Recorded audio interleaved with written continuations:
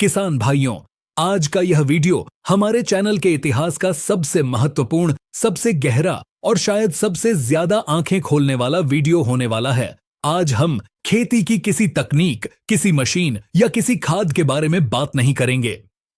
आज हम बात करेंगे उस बीज के बारे में जो खेती की शुरुआत है और शायद खेती का अंत भी। जरा एक पल के लिए सोचिए, आज से 50 या 100 साल पहले हमारे बुजुर्ग खेती कैसे करते थे। उनके पास कोई लैब नहीं थी, कोई वैज्ञानिक नहीं थे, फिर भी उनके कोठले अनाज से भरे रहते थे। वे अपने खेत की सबसे अच्छी बालियों को चुनते थे, उन्हें सहेज कर रखते थे और अगले साल उसी बीज से दोबारा सोना उगाते थे। बीज पर किसान का अधिकार था, बीज किसान की संपत्ति थी। लेकिन आज स्थिति बदल चुकी है। आज जब आप बाजार जाते हैं तो आपको रंग बिरंगे पैकेट मिलते हैं, उन पर अंग्रेजी में कुछ नाम लिखे होते हैं और दुकानदार आपको कहता है कि यह जादुई बीज है, इसे ले जाओ, यह तुम्हारी किस्मत बदल देगा। हम बात कर रहे हैं जीएम सीड्स यानी जेनेटिकली मॉडिफाइड बीजों के बारे में। आपने बीटी कॉटन का नाम सुना होगा, आपने जीएम सरसों की चर्चा सुनी होगी, लेकिन क्या आप जानते हैं कि इन बीजों के अंदर असल में क्या है? क्या आप जानते हैं कि विज्ञान ने प्रकृति के साथ क्या छेड़छाड़ की है?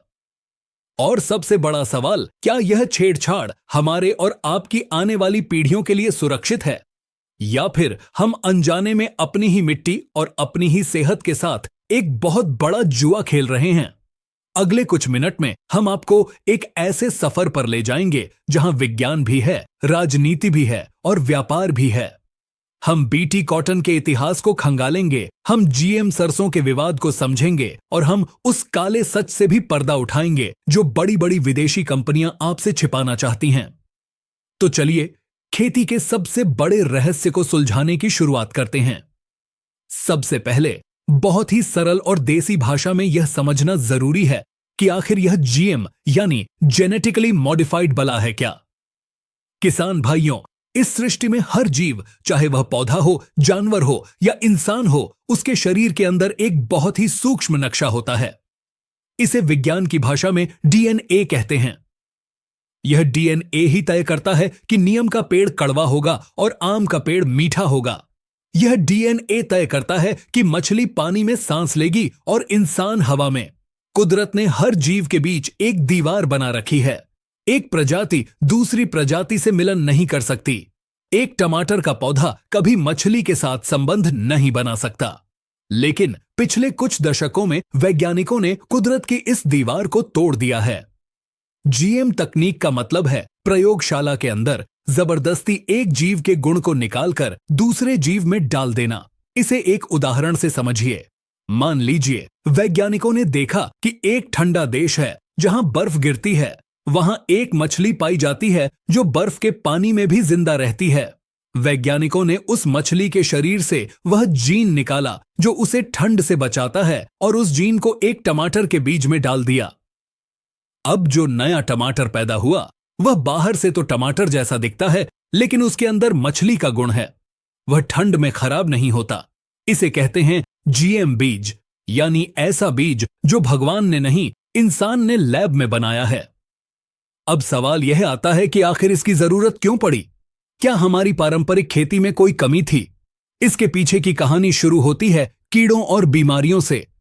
किसान की सबसे बड़ी दुश्मन सुंडी और इल्ली रही है। सालों से किसान अपनी फसल को बचाने के लिए जहर छिड़कता आया है। इसी समस्या का हल निकालने के लिए वैज्ञानिकों ने बीटी तकनीक खोजी। भारत में जीएम बीजों का प्रवेश द्वार कपास यानी नरमा की फसल से खुला। आपको याद होगा सन 2000 और 2002 का वह दौर। उस समय भारत के कपास किसानों की हालत बहुत खराब थी। अमेरिकन सुंडी, जिसे हम अमेरिकन बॉलवर्म कहते हैं, वह पूरी की पूरी फसल को बर्बाद कर देती थी। किसान बाजार से महंगा कीटनाशक लाता था, स्प्रे करता था, लेकिन सुंडी नहीं मरती थी। किसान कर्ज में डूब रहे थे, आत्महत्याएं बढ़ रही थीं। तभी एंट्री होती है एक विदेशी तकनीक की जिसका नाम था बीटी कॉटन। अब यह बीटी क्या है, इसे बहुत ध्यान से समझिए। बीटी एक बैक्टीरिया है जिसका पूरा नाम है बैसिलस थुरिजेंसिस। यह बैक्टीरिया मिट्टी में पाया जाता है। कुदरत ने इस बैक्टीरिया को एक खास ताकत दी है। यह अपने शरीर में एक विशेष प्रकार का प्रोटीन बनाता है जो कि एक जहर है, लेकिन यह जहर इंसान या जानवर के लिए नहीं बल्कि सिर्फ और सिर्फ सुंडी और इल्ली के लिए जानलेवा है। वैज्ञानिकों ने सोचा कि अगर हम इस बैक्टीरिया का यह जहर बनाने वाला जीन निकाल लें और उसे कपास के पौधे के अंदर डाल दें तो क्या होगा। उन्होंने ऐसा ही किया और नतीजा यह हुआ कि कपास का पौधा खुद जहर की फैक्ट्री बन गया। पहले हम ऊपर से जहर छिड़कते थे, अब जहर पौधे के हर पत्ते, हर फूल, हर टिंडे और हर रेशे में मौजूद था। जैसे ही खेत में सुंडी आती और कपास का एक छोटा सा पत्ता भी खाती तो वह जहर उसके पेट में चला जाता। सुंडी का पेट फट जाता और वह तड़प कर मर जाती। शुरुआत में यह किसी चमत्कार जैसा लगा। 2002 के बाद जब किसानों ने बीटी कॉटन लगाना शुरू किया तो पैदावार एकदम से बढ़ गई। दवाइयों का खर्चा लगभग खत्म हो गया। भारत देखते ही देखते दुनिया का सबसे बड़ा कपास उत्पादक देश बन गया। किसानों को लगा कि उन्हें अलादीन का चिराग मिल गया है। बीज कंपनियां मालामाल हो गईं और किसान भी खुश थे। लेकिन किसान भाइयों, हर सिक्के का दूसरा पहलू भी होता है और यही वह जगह है जहां कहानी में एक डरावना मोड़ आता है। प्रकृति को आप कभी भी पूरी तरह नहीं हरा सकते।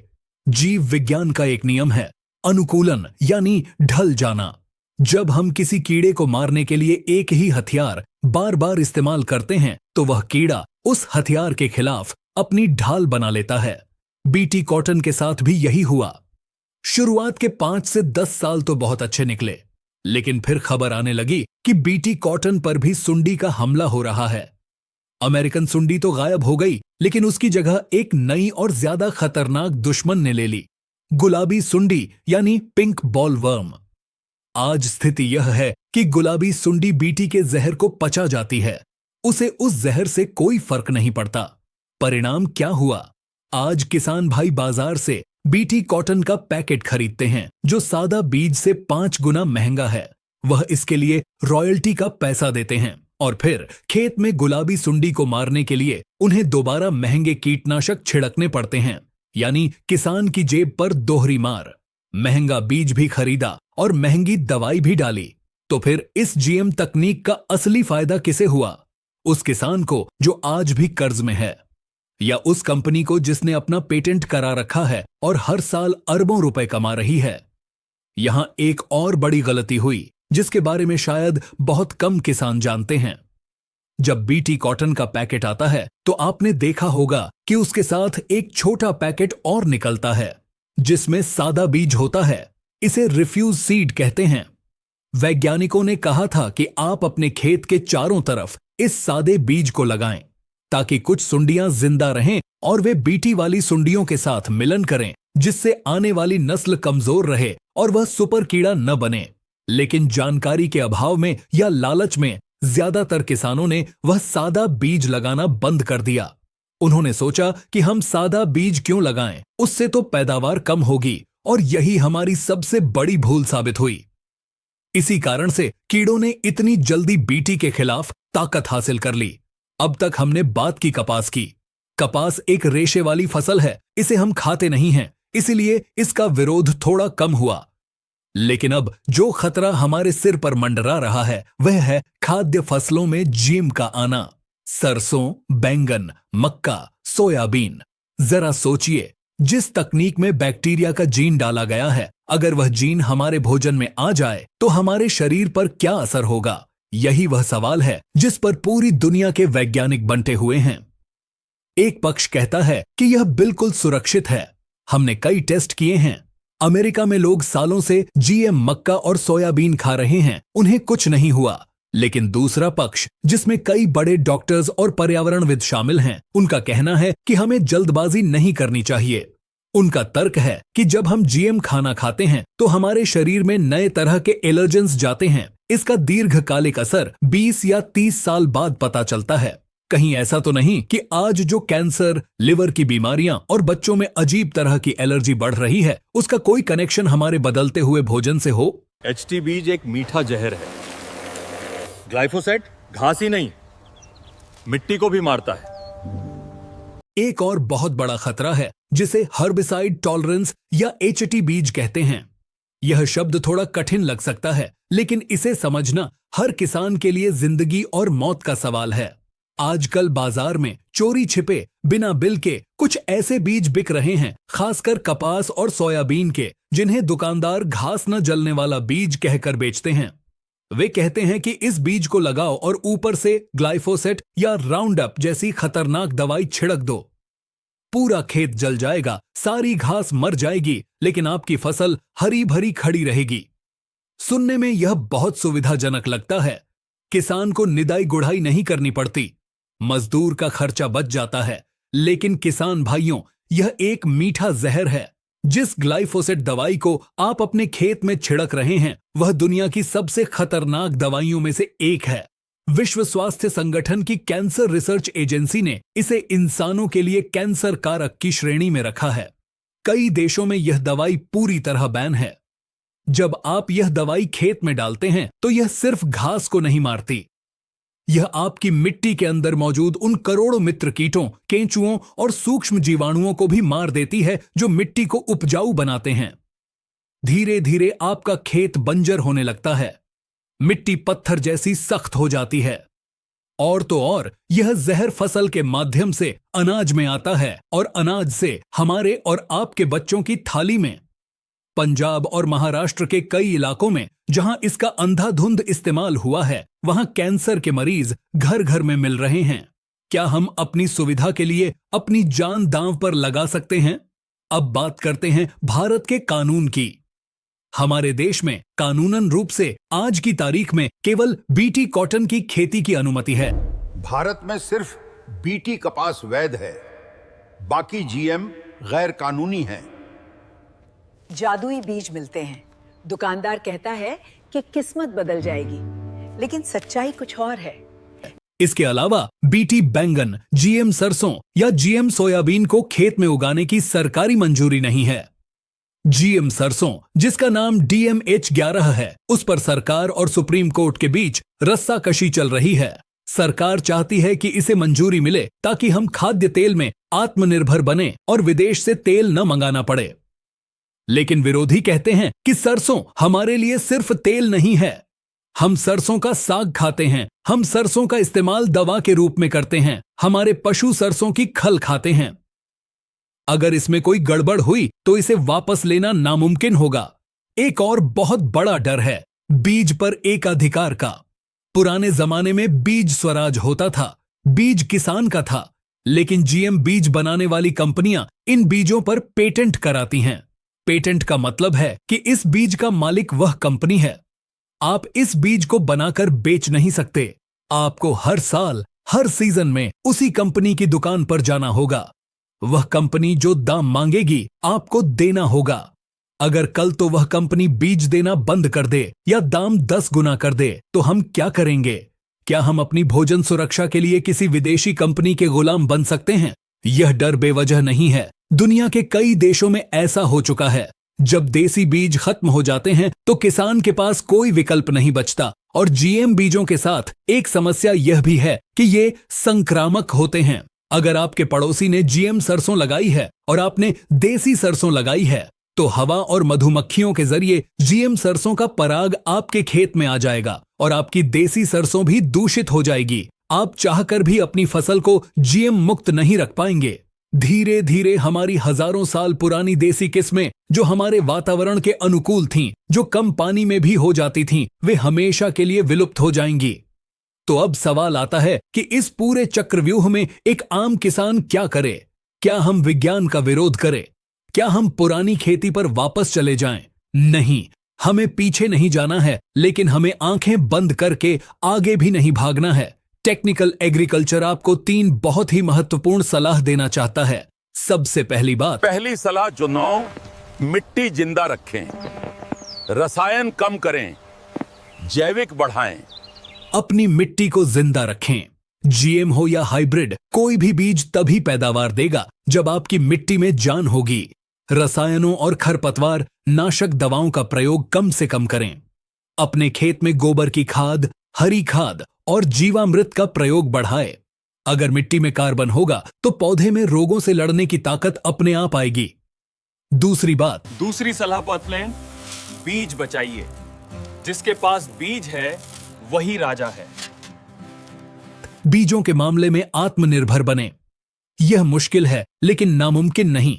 अपने खेत के एक छोटे से हिस्से में, चाहे वह आधा बीघा ही क्यों ना हो, अपनी पुरानी देसी किस्मों की खेती जरूर करें। उन बीजों को बचा कर रखें, उनसे अपना बीज बैंक बनाएं। याद रखिए, आने वाले समय में जिसके पास अपना बीज होगा वही असली राजा होगा। हाइब्रिड और जीएम बीज आपको पैदावार दे सकते हैं, लेकिन वे आपको आजादी नहीं दे सकते।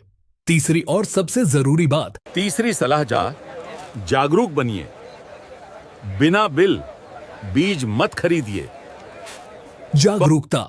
दुकानदार के कहने पर कोई भी ऐसा बीज न खरीदें जिसका कोई पक्का बिल न हो। चोरी छिपे बिकने वाले एचटी कॉटन या सोयाबीन के बीजों से दूर रहें। ये बीज थोड़े समय के लिए आपको फायदा दे सकते हैं, लेकिन ये आपकी मिट्टी को हमेशा के लिए बर्बाद कर सकते हैं। और गैर कानूनी बीज लगाने पर अगर फसल खराब होती है तो सरकार या कंपनी से आपको 1 रुपया भी मुआवजा नहीं मिलेगा। किसान भाइयों, जीएम तकनीक विज्ञान का एक बहुत बड़ा आविष्कार है। इसमें कोई शक नहीं कि इसमें संभावनाएं हैं। भविष्य में शायद ऐसे बीज आएं जो कम पानी में हो जाएं या जो खारे पानी में भी खेती कर सकें। लेकिन जब तक यह साबित नहीं हो जाता कि ये बीज हमारी सेहत और पर्यावरण के लिए 100% सुरक्षित हैं, तब तक हमें सावधानी बरतनी होगी। खेती सिर्फ मुनाफे का धंधा नहीं है, खेती एक जिम्मेदारी है, पूरे देश का पेट भरने की जिम्मेदारी। और यह जिम्मेदारी तभी पूरी होगी जब हमारा अन्न शुद्ध होगा, हमारी मिट्टी पवित्र होगी और हमारा किसान स्वतंत्र होगा। यह चर्चा बहुत लंबी हो सकती है, लेकिन आज के लिए इतना ही। हमने कोशिश की है कि आपको जीएम बीजों के हर पहलू, चाहे वह अच्छा हो या बुरा, उससे रूबरू कराएं। यह फैसला अब आपके हाथ में है। आप अपने खेत के वैज्ञानिक खुद हैं। अपनी बुद्धि और विवेक से काम लें, किसी की देखा देखी ना करें। अगर आपको यह जानकारी, यह गहराई और यह सच पसंद आया हो तो इस वीडियो को अपने तक सीमित न रखें। इसे अपने हर उस किसान भाई तक पहुंचाएं जो खेती करता है। व्हाट्सएप ग्रुप्स में शेयर करें, फेसबुक पर शेयर करें, क्योंकि एक जागरूक किसान ही एक समृद्ध भारत की नींव रख सकता है।